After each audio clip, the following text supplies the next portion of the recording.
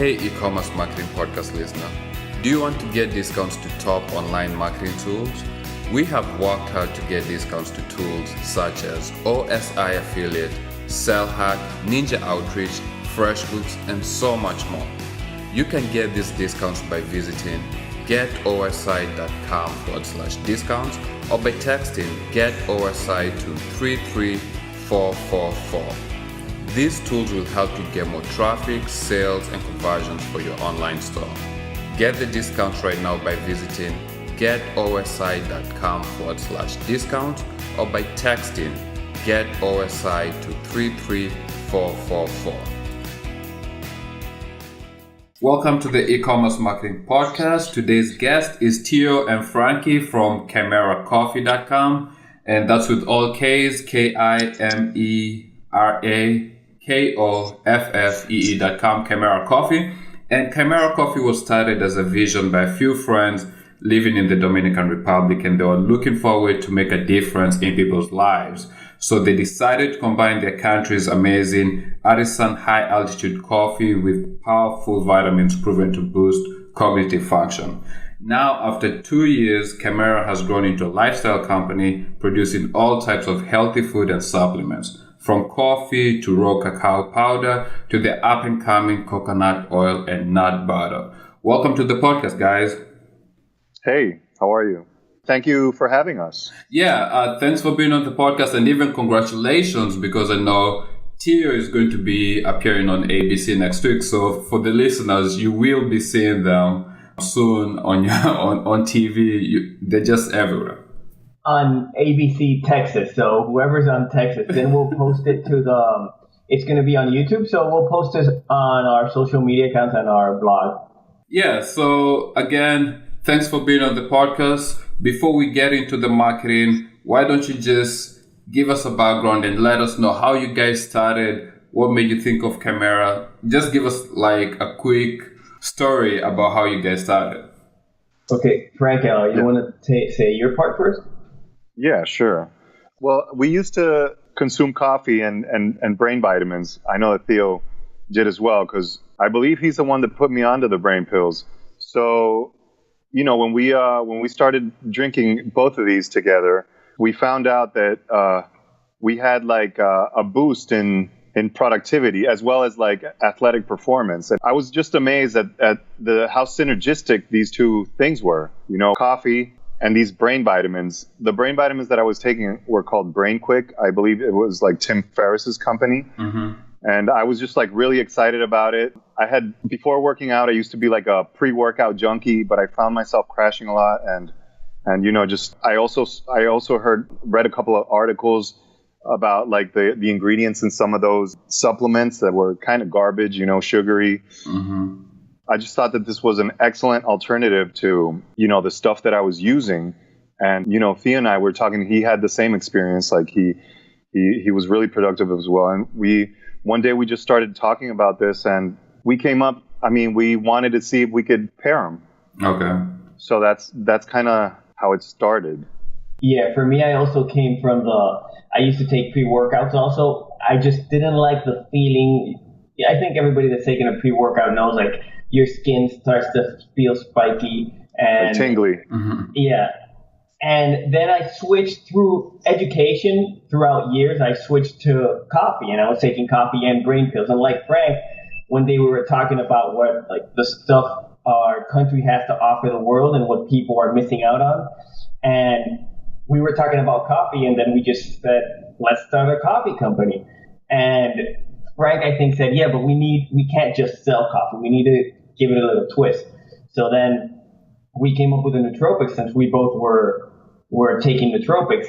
And that's when, after that conversation, we found a supplier, and Frank spent like probably 2 years of his life mixing up nootropics. I think it was more like 1.5 years, but like testing out different recipes and samples. And I think he's had more nootropics in his body than probably most of the people in the world.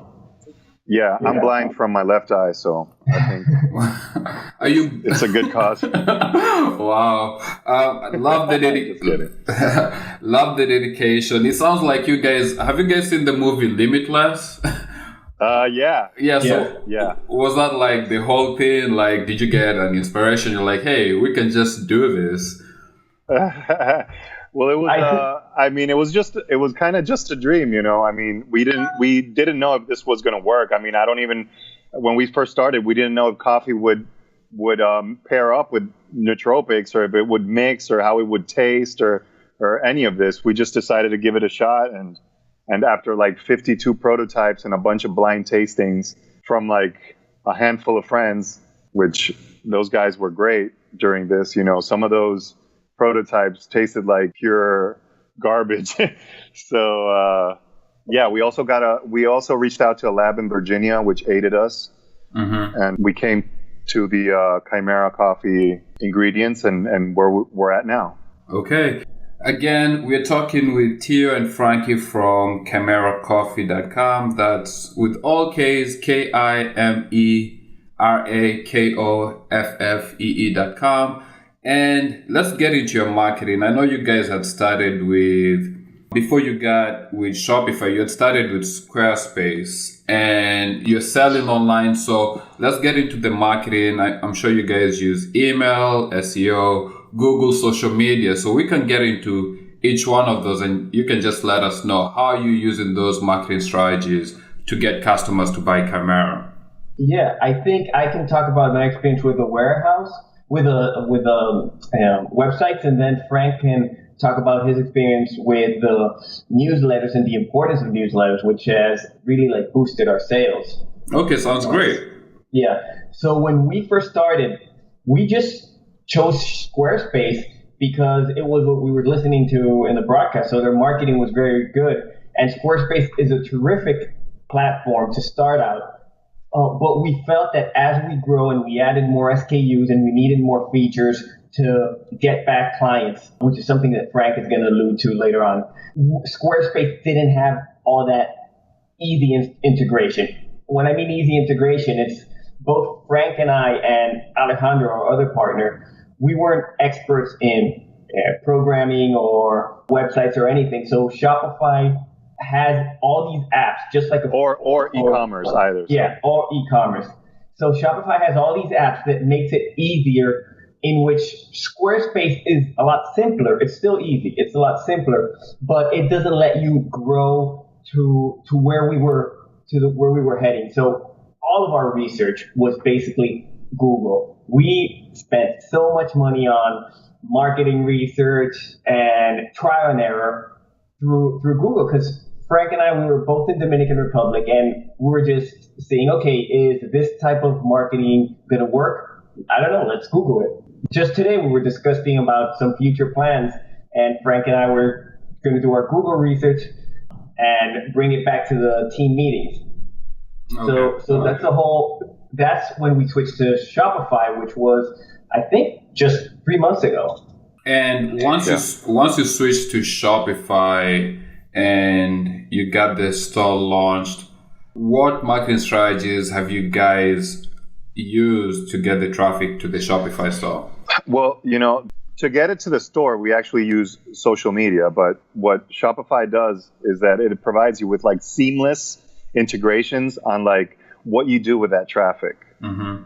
I don't know. Okay, for example, like it allows you to place like banners for subscription emails, coupon codes. It allows you to have the abandoned cart method, which is really important for you to have. It's when someone almost hits the pay button but then decides to leave. Yeah. Then you can the abandoned cart follows up with an email, and Shopify just not only does it have seamless integration for a lot of these things, but it also helps you. It also gives you like tips and opinions, like, hey, you guys might need this, you guys might need that. So it has really good customer service. Yeah. So they're very business oriented. And when you're talking about those different features you can use, you're talking about the different apps from their app store that you can install. Yeah, from their own app store, and the apps they have are integrated seamless. They look as if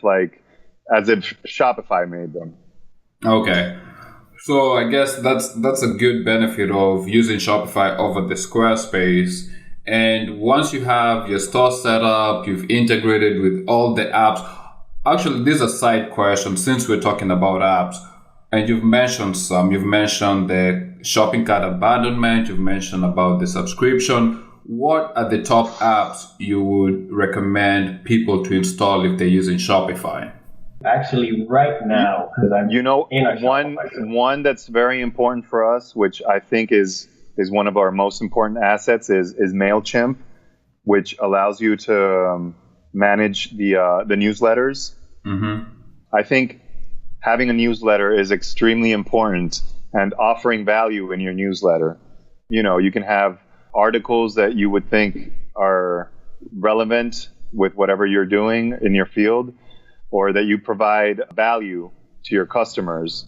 It's not only, take, but what can you give your customers that will have them cherish whatever you guys sent them, and also stay in the newsletter? Because, some people, let's be honest, like, nobody likes getting a bunch of emails that provide no value to you. You just send it to your junk or unsubscribe. So we're always, doing giveaways, providing meaningful information. We have a fitness tips corner from fitness professionals. We have really interesting articles. We have funny videos. We have really cool giveaways, things like that. Anything, we try to think outside the box and just like, if I were subscribed to a newsletter, what would I want this company to give me? And how often do you guys send your emails to your list? We do it about once a week. Okay, so once a week, and in that once a week newsletter, it has all those things you've mentioned, the funny videos, the fitness tips, just value, some sale here and there. Yep. Okay. And, any discounts that we have, any offers, any new products. So Robert, yeah, go ahead. Going back to your question about which are the vital apps, that's the one Frank said, MailChimp. We also have Bold, which manages all the subscribe and save. Subscribe and save is extremely important because subscriptions offer a constant influx of money to the company, plus it gives the products at a cheaper price to whoever's a member. So Bold is one. Then I would say for anyone switching over from Squarespace to Shopify, there's actually a Squarespace to Shopify importer app, which was extremely useful because we didn't have to do all that work again. And I would say those are the top ones. Besides that, there's a bunch that allow for the banners and to just integrate more of the purchase funnel back to the company. So let me just, on a side note on what Theo just said, our subscribe and save customers are, let's say, our VIP customers, and we treat them like such. They're really important for our company because they provide like a monthly income. So it allows us a little bit more breathing space. So it's really important that we foster these customers and make them feel special because they're really special to us as well. Okay.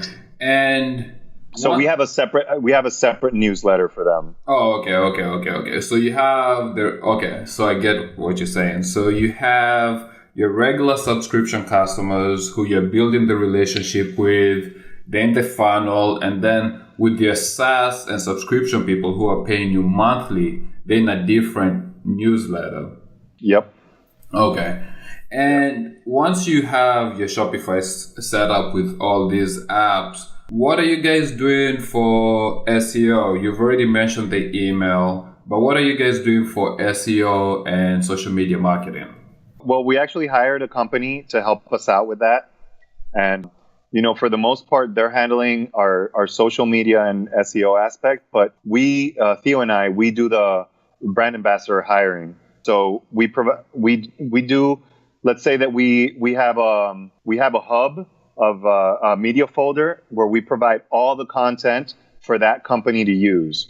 So Theo and I are the ones that take care of the content that's being used, because it's really important for us that we get quality content and stuff that we want representing our company, and the brand ambassadors that we hire to work to collaborate with Kimera Koffee. So it definitely sounds like the story of your brand is very important and integral to your marketing and your outreach. Yes, it's actually, when Frank and I choose brand ambassadors, we thought it was key to have whatever the brand ambassadors are, they're extensions of what we like and what we enjoy.